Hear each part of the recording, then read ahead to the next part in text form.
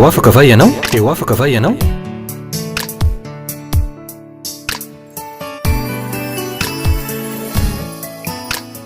fandarany iarana fiangonana refi androndra kely eny ary tompoko misaotra an'Andriamanitra isika fa mbola nataony velonaina toy zao ary mbola nataony nanaraka indray anty fandarana teo afaka va ianao ity. Misy matoky ao fa nataon'Andriamanitra velonaina toy zao ianao ary nataony afaka manaraka anty fandarana ity satria misy zavatra lehibe tian'Andriamanitra atongavana mikasika ny aminao manokana zay mahita sy mandrea am'izao fotoana zao. Voalohany am'izany ianao tian'Andriamanitra anana fanahy voavojy ka afaka hiaraka am' Jesosy mandrakizay rehefa tapitra ny fotoana nandalovanao teto ambony ty tany ity. Faharoa, mandritra ny fahavilomanao eto ambony ty tany ity indray dia tian'Andriamanitra ianao anana toetra sy toe-panahy tsara. Le fiainana araka an'Andriamanitra no tian'Andriamanitra vita eo amin'ny fiainanao mba ho fiderana an'Andriamanitra ny fisinao eto ambony ty tany ity. Fatany fa vitanao zany riavana malala. Fahatelo, mandritry ny fahavelomanao ihany ko eto ambony ty tany ity dia tian'Andriamanitra ianao ho tahina, ho aminina.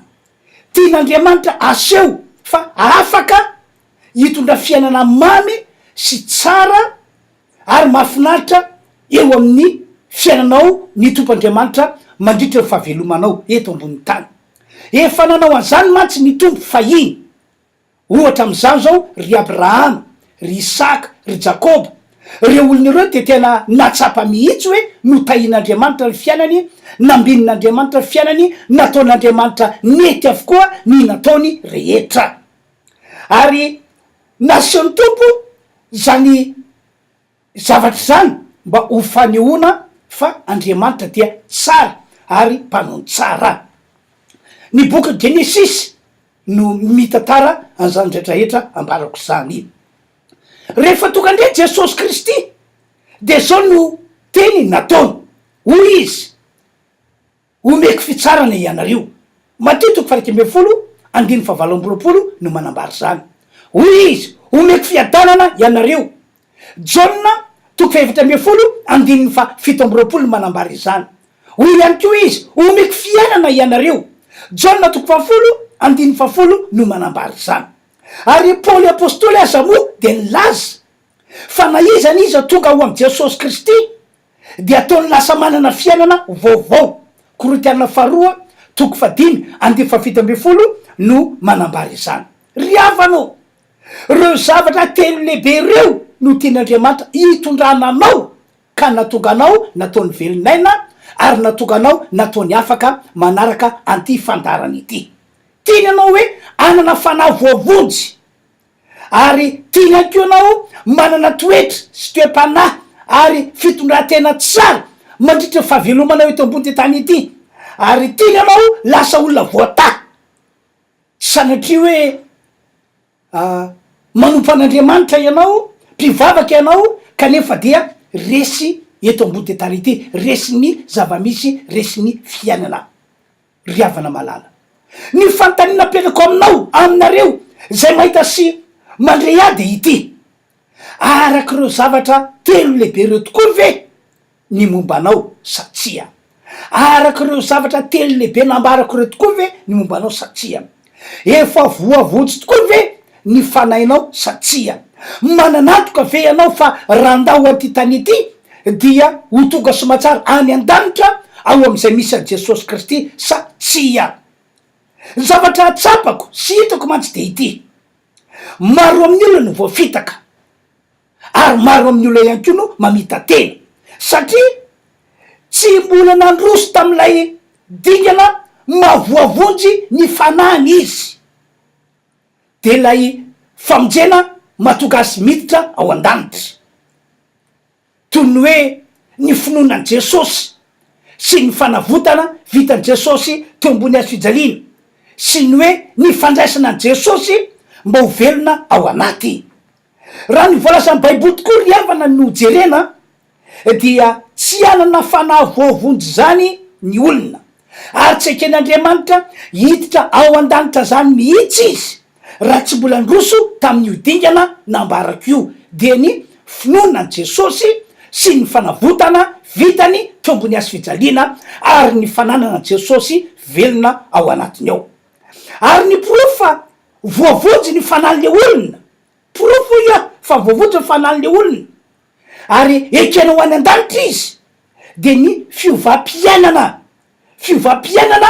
zay nataon'Andriamanitra teo aminy, teo am'le olona izany. Afaka tamin'ny fahotana ohatra, afaka tamin'ny fahazaran-dratsy ko ohatra, afaka tamin'ny fampotsampy sy ny fombafomba tsy araka an'Andriamanitra ihany ko ohatra, afaka tamin'ny finonom-pona. Zany rehetrarehetra zany tonga de tsapan'le olo le fiainana rehefa tena voavonjy ny fanahiny, rehefa neken'Andriamanitra ho isandre olona mahazo miditra any an-danitra izy ratrizay. Mikasy any amin'ity finonom-pona ity mantsy dia fiainan'ny olona mbola lavitra an'Andriamanitra le izy, fiainan'ny olona mbola tsy manana fanahy voavonjy le izy. Ohatra zao, rehefa andevina dia tsy maintsy rarana toka, andrarana toka ny kodiaran'ny fiarakodia tondra le razana, fa raha tsy zany ono de misy fisehoan-javatra toy zao natako zao, finonom-pona zany. Rehefa avy mandevina indray ho an'ny olona sasany de tsy maintsy ampiretana afo eo tokony ambaravarana de mandika afo, sao ono manaraka azy ny angatrilay olona nalevina. Finonom-pona zany ry havana. Na ihany ko hoe rehefa mandeha amin'ny alina any amin'ny tany tsy tena fantany mazava de tsy maintsy manao akanjo mivadika olo, am'izay dia tsy fantatry ny lolona, tsy fantatry ny angatra ny momba azy. Ry havanao, rehefa voavonjy ny olona dia foana ho azy ao anaty daholo zany zavatra rehetrarehetra ambarako zany, hoe toy ny fahotana sy fahazaran-dratsy, toy ny fampotsampy sy ny fombafomba tsy araka an'Andriamanitra sy toy ny finonom-pona. Fa ny zavatra tsapa de hoe lasa olo vaovao le olona, ka hoy aho hoe efa arak'izany ve ny momba anao. Am'izao ianao mandre ny tenin'Andriamanitra entiko zao, tian'Andriamanitra mantsy anao ho tonga am'izany tokoa, ho am'le fiainana vaovao. Zay no antony ahavelomanao, zay no antony mahatonga anao afaka manaraka an'izao fandariny zao. Averiko indray le fantanena nataoko tery aloha, araka ireo zavatra telo lehibe reto koa ve ny momba anao ry havana satria mametraka zany fantaniny zany eo, satria maro am'ireo olona zay efa voavonjy nanana fiainana vaovao teo aloha no lasa mananao foana ateorina. Tena hoe mananao foana teorina, niverina tamin'ny fomba fanaon'ny olona mbola lavitra an'Andriamanitra indray izy, tsy nipino kristianina ihany no lasa mananao foana miverina am'le fomba ratsy teo aloha, fa hatramin'ny mpitarika kristianina mihitsy.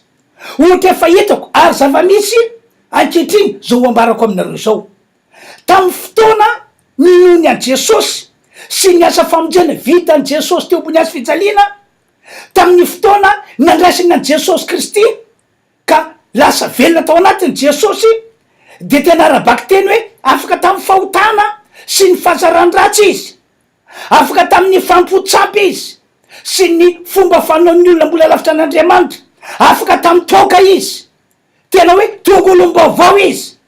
Kanefa tateorina dia jivitsy amin'ny olona no niverina indray ho am'le fiainana zay fa nialany teo aloha, ho am'le fiainana zay fa namonjen'Andriamanitra azy teo aloha. Tsy mpino kristianina tsotra ihany no hita fa miverina am'ilay fomba fanao teo aloha, fa araka ny tengo teo hoe hatramin'ny mpitarika kristianina mihitsy. De mampalahelo lasa manamary-tena izy, manana fomba namaka teny anaty baiboly anamarina teny izy. Zany no antony natonga ny teny hoe voafitaka zany olo zany, sady mamita tena zany olo zany, ary mamitaka ny olona tandremany ihany koa raha sanatrika ny mpitarika fivavahana no manana fiainana tahaka zany. Ry havanao, fa naninona ianao no nafan'Andriamanitra tamin'ny fahotana sy ny fahazaran-dratsy rehefa tonga tao am' Jesosy. Rehefa nino an'lay asa famonjena lehibe nataony Jesosy teo ambony azo fijaliana. Na ninona ianao no afaka tamin'ny fahotana sy ny fahazaran-dratsy sy ny fombafomba ratsy rehefa nanome toerana Jesosy velona ao anatinao ao, toy ny hoe afaka tamin'ny toka, satria fiainana toy zany no tian'Andriamanitra hitondrananao rehefa tonga ao amin'ny Jesosy Kristy ianao. Ohatra manaraka ihany koa, tsy vitsy ampino kristianina no manana toetra sy toe-panahy ary fitondratena ratsy ary tena mahamenatra am'izao vaninandro misy atsika izao. Ary tsy ny mpino kristianina ihany no manana an'izany fa hatramin'ny mpitarika kristianina mihitsy. De rehefa diniako de ho ia hoe zay ve ny zavatra mitranga rehefa manitsika ny vaninandro farany olona. Miova be daholo ny fiampiainan'ny olona manompo an'Andriamanitra, fa ino ho ianao no miseho tsy mionona fotsiny amin'ny vatotokana ny olona sasany na ny mpitarika sasany, fa lasa manao sipa araka fomba fiteny na ihany ko lasa mampirafy. Zavapady anefa zany tamin'izy nanotena ho an' Jesosy, nandray an' Jesosy, tamin'izy nampandroso an' Jesosy velona tao anaty. Ary tena ay mihitsy ny feny fiainana mba tsy voasarika ho am'izany mihitsy izy, hoe zany natao hoe olom-baovao ao am' Kristy Jesosy. Kanefa maninona no tikeny zany zavatra any ankehitriny. Ary tsy olona roa na olona telo na efatra fotsiny no manana fiaina tak'izany, fa maro am'ireo kristianina zay fa niova fo teo aloha no miverina amin'ny fiainany ratsy indray tateorina. Maro am'ireo mpanompon'Andriamanitra zay azo lazaina hoe tena vavolombelon'ny fisian'Andriamanitra no lasa niverina tamin'ny fomba fanaon'izao tontolo zao indray tateorina. Fa ny tena mampalahelo de ity, voafitaka le kristianina tandremana.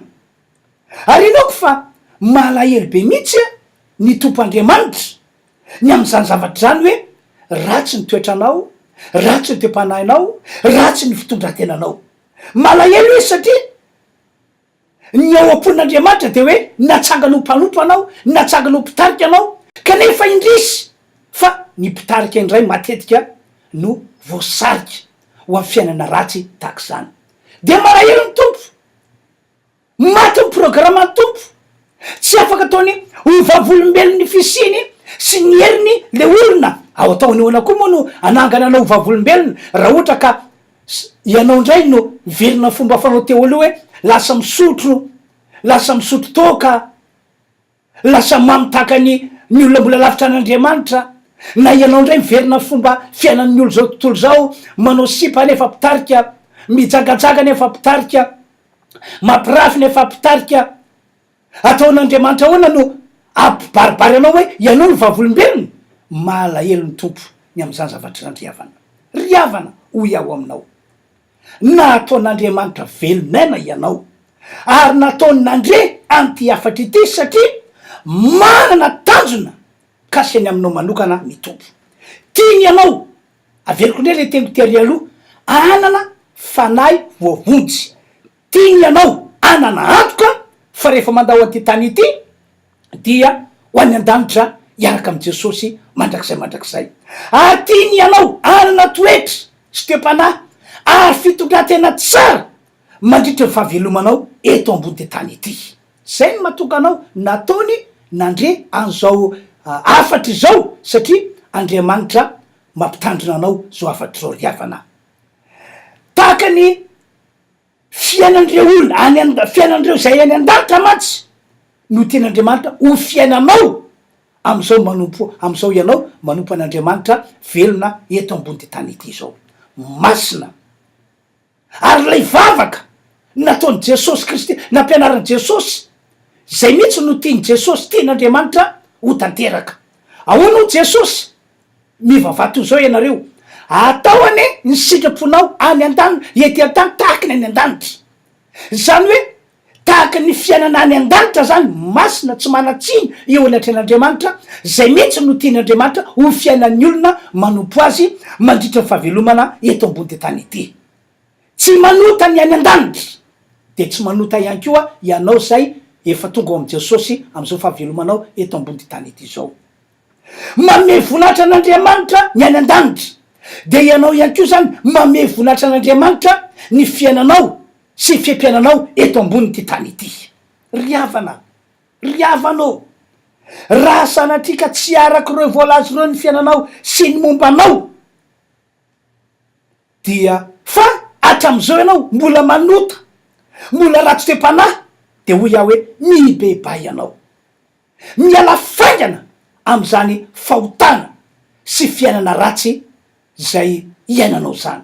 Mibeba ianao, miala faingana am'ilay toe-panahy na fitondratena ratsy ianao. Lakolosy fihetsoan'Andriamanitra anao zao afatra entiko ho anao zao. Asa manamaritena mihitsy ianao fa zao ny tena nataon'Andriamanitra araky ny voalaza any bokin'ny Zakariana 1:9 hoe miverenamika anareo de mba hiverina aminareo aho. Tian'Andriamanitra hiverina am'ilay fanahy voavonjy anao, fanahy mananantoka hitra any an-danitra. Tian'Andriamanitra hiverina am'ilay toe-panahy fitondratena tsara zay fa nomen'Andriamanitra anao fahiny ianao riavana malala.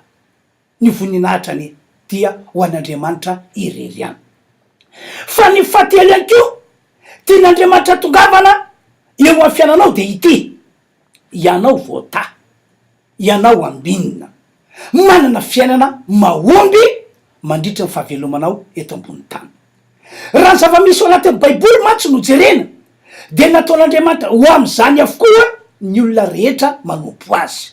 Ohatra araky ny fanambarako taminareo tery aloha, ry Abrahama, ry Isaka, ry Jakoba dia nentin'Andriamanitra tam'izany fiainana voata, fiainana ambinina, fiainana mahomby. Ry Davida aza moa araky voalaza ty amin'ny bokin'ny Salamo 7:20 dia afaka nijory vavolombelona. Zao ny teniny: Jehovah no mpiandry ahy, tsy hanan-java mahory aho. Zany hoe tsapany Davida zany fa nola Andriamanitra zay nandray an-tananazy dia tsy nanan-java mahory izy, nanana ny ampy izy, nanana ny feno izy. Riavanao rehefa tonga indray Jesosy araky ny fanambarako tery aloha de voalaza fa zay rehetra mino azy, zay rehetra nandray azy dia nataon'Andriamanitra ho am'izany ihany koa ny fiainany. Nataon'Andriamanitra ho am'izany ny fiainana. Taloha mantsy dia olona vitsivitsy ihany no nentin'Andriamanitra tam'izany, fa anke tateorina dia tian'Andriamanitra, ny aompon'Andriamanitra de hoe ny rehetra, zay rehetra tonga am' Jesosy, zay rehetra manana an Jesosy, zay rehetra manana an Jesosy velona ao anaty. Ary zany no antony natonga am' Paoly apôstôly ny teny amin'ny Korintiana 2:9 hoe kora misy olona ao am' Kristy de olom-baovao izy, efa lasa ny zavatra teo aloha, indreo efa tonga vaovao ireo. Tena hoe rehefa tonga am' Jesosy any ao de ataon'Andriamanitra manana fiainana vaovao. Raha isandreo olona nahantra sy sahirana niata amin'ny fiainana ianao dia ataon'Andriamanitra manana fiainana vaovao, fiainana mifanohitra am'izany. Raha sedra raha nisandreo olona tao anatin'ny olana amin'ny karazany ianao, na olana inona io na olana enina io, rehefa tonga am' Jesosy ianao de tiana de no manin'Andriamanitra ho amin'ny fiainana vaovao. Ny tompony aratanteraky zany eo amin'ny fiainanao ry-piainy malala. Fa raha ohatra kosa ka hoe mifanohitra am'izany ny fiainanao dia hoy aho hoe ao raha, satria raha tena manana fanahy voavonjy ianao ary manana n'lay toetra sy lay toe-panahy ary lay ino ty fitondratena tsara eo anatren'Andriamanitra, de azo antoka fa natao tahina, natao ambinina, natao anina fiainana mahomby amy lafin-javatra rehetra izany olona izany. Fa araky teny kosa hoe raha mifanohitra am'izany zava-misy ao fiainanao de hoy aho hoe ao raha. Ny tiako ambara zany de zao: mety misy mpanakana ao aminao ao ka ilaina esorina io mpanakana io. Mety hoe ozona io, mety hoe fanaratsy io manakana io. tsy vitsy am'ire olona efa tonga am' jesosy mantsy no efa tratran'izany ny fiainana ary zany no ato mahatonga olona maro tena verevitra very fanambola velona hoe ahoana marina ary ty fiainana manompo an'Andriamanitra ity vo tsy ely zay tapabolana zay nisy olona ny fanena tamiko teny Ampefilo mpino kristianina izy de rehefa avy ny araba-azy a de fa hoaizanao zany hoa de zao izy izy zao izy tena verevitra mihitsy hoe zao ve ny fiainana mpivavaka zao ve ny fiainan'olona manompo an'Andriamanitra to zao mahazo a tatako zao ny zavatra manjo a lisike pastera tsy hoe voatatoato fa efa ela mihitsy no niana ta fiainana taky zany ahy e de sady nao velo mihitsy a no lasa indraindray anefa tsy azony olona ny famarina zany ambarako zany hoe misy mpanaka anao dia na ozina na fanaratsy io manao sakana io fa rehefa tsy voataly olona tsy misy fanambinana ny fiainana tsy mahomby amatonan'izy vao tonga saina raha ohatra ka tonga saina fa ny akamaroan'ny olona tsy tonga saina mihitsy ry avanao dinio ny baiboly dinio ny voasoratra fa zay lazain'Andriamanitra de marina ary tsy maintsy tanteraka zay no antony natonga lay anjely ny teny ao liko toko voalohany ao andefa fito am'y tepolo ny teny hoe fa tsy isy tsy ho tanteraka ny teny rehetra zay ataon'Andriamanitra fa raha mbola ao kosa ny ozina na ny fanaratsy de tsy ho tafita mihitsy le olona na de fa manana fanavoavonjy aza izy na de fa manana antoka ho isandre olona ho any an-danitra azy izy rahatry zay na efa manana toetra sy toe-pana ary fitondra tena tsara ary izy ary tena hoe vavolombelona am'izay lafiny toetra zay za izy dia tsy ho voata tsy ho ambinina tsy anina fiaina mahomby mihitsy izy raha mbola ao le mpanakana dia niozina sy ny fanaratsy ry afanao aveliko indray le teniko tery aloha hoe nataon'Andriamanitra velonainy ianao ary nataon'Andriamanitra manaraka an'ity fandarany ity satria tian'Andriamanitra ho tahina ianao ho ambinina tian'Andriamanitra anina fiainana mahomby ianao mandritra ny fahavelomanao eto ambony ty tany ity noho zany dia dinidinio iao ny mombanao sosanatria ka misy mpanakana ilainy esorina mihitsy ao aminao ao fa zao mantsy ny tena olana tsy ho milafiny atao fiainana maha-olombelona hoe fiainana ara-pivelomana na fiainana hoe ara-tsakafo na fiainana ara-pitafiana ihany no sakanany io mpanao sakana io fa amy lafin-javatra rehetra dia manakana izy tena manakana izy ary vitany mihitsy ny manakana an'le olona zany ke no ato mahatonga ny olona sasany a hatramy lafiny fitiavana fanambadiana tokantrano sy ny zavatra hafa azy dia sakanany ataony tsy mety ataony tsy lavorary ary mahafaly ny mpanakana mihitsy mahita hoe ity olona efa mivavaka ity olona efa manana fanavovonjy ity olona efa manana lay toetra na toe-panana fitondratena araka an'Andriamanitra mahafaly azy efa mahita anao raha ohatra ka tsisy mandeha am'izay loniny ny fiainanao ka hoy aho dinino no mombanao ry havana fa misy mpanakana ilaina esorina ao aminao ao misy mpanakana ilaina esorina mba tsy hipetraka eo aminao tsony ao aminao ao ry havanao nomen'Andriamanitra tombonandro avelomana ianao ary nataon'Andriamanitra manaraka zao fandarana izao satria misy tanjona tian'Andriamanitra tongavanao de aveliko indray ianao zay mahita sy mandria am'izao fotoana zao tian'Andriamanitra ho voavonjy fanahinao tian'Andriamanitra ianao ananatoka fa raha andao ty tany ity dia tsy sanatrika hoe very fa kosa anana ny fiainana mandrakizay tena mahafaly an'Andriamanitra mihitsy ny hitondranao ho am'zany zany midika an'lay teny Jaona toko fahatelo andimy faina amby folo hoe fa toy zao no tiavan'Andriamanitra zao tontolo zao nomeny zanalay tokana mba tsy ho very zay rehetra mino azy fa anana fiainana mandrakizay faharoa mahafaly an'Andriamanitra ny mahita anao, amy mampino anao, amy mahakristiana anao, amy mampivavaka anao, amy maha-olona manompo an'Andriamanitra anao, hoe manana toetra sy toe-panahy ary fitondratena araka an'Andriamanitra, araky ny voalazan'ny Baiboly. Tena mahafaly an'Andriamanitra mihitsy ny anananao an'izany ry mpiaino malala. Tena mahafaly an'Andriamanitra ary tia natao vavolombelona etseroa ianao rano marina engane ka ho tonga am'izay tanjo zay io Andriamanitra io mikasiany aminao manokana. Ary mandondona varavara amin'ny fonao isandroany ka aza lavina fa ekeo ny sitrapon'Andriamanitra mikasika any aminao manokana.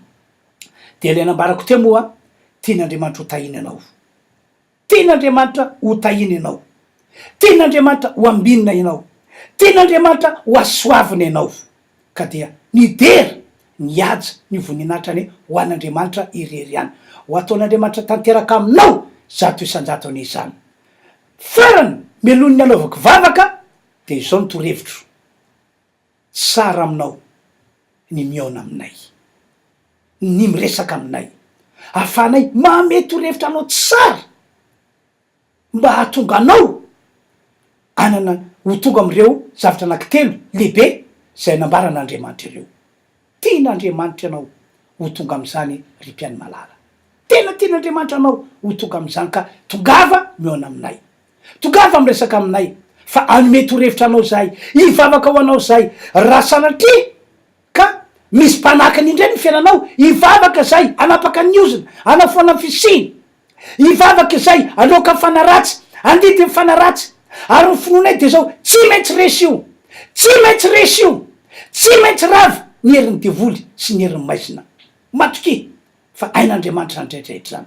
Na ihany ko tongava mamonjy fotoam-pivavana zay ataonay fiangonana refy androndra kely fa asoanao zany, tsara no anao mihitsy zany. Ndraindray matsia tsy azo ny olona loatra hoe fa inona moa ny tena mahatonga ny mpanompon'Andriamanitra na mahatonga ny pasteura io manentana antsika mba hamonjy le fotoam-pivavahana.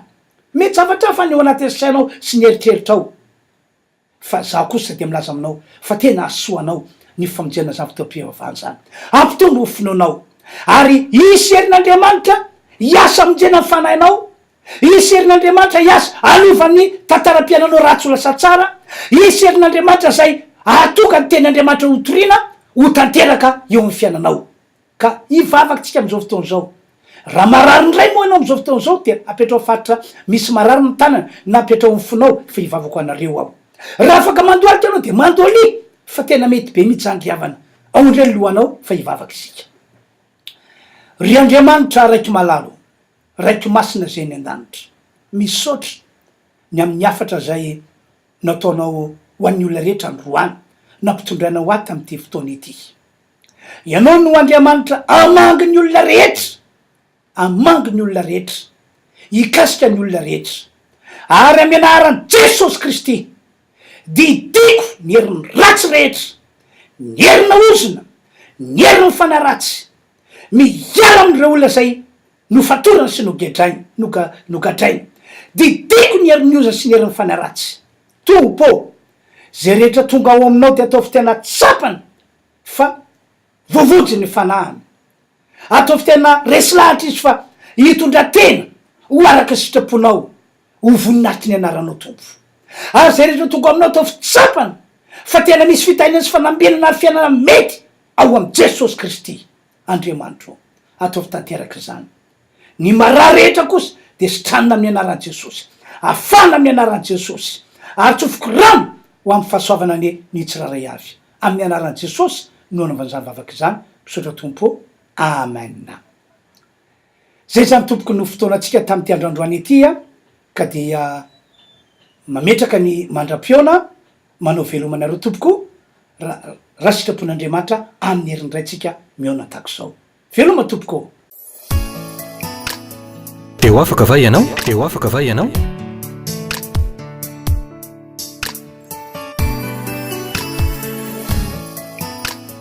Fandaharana iarana fiangonana Refy, Androndra kely.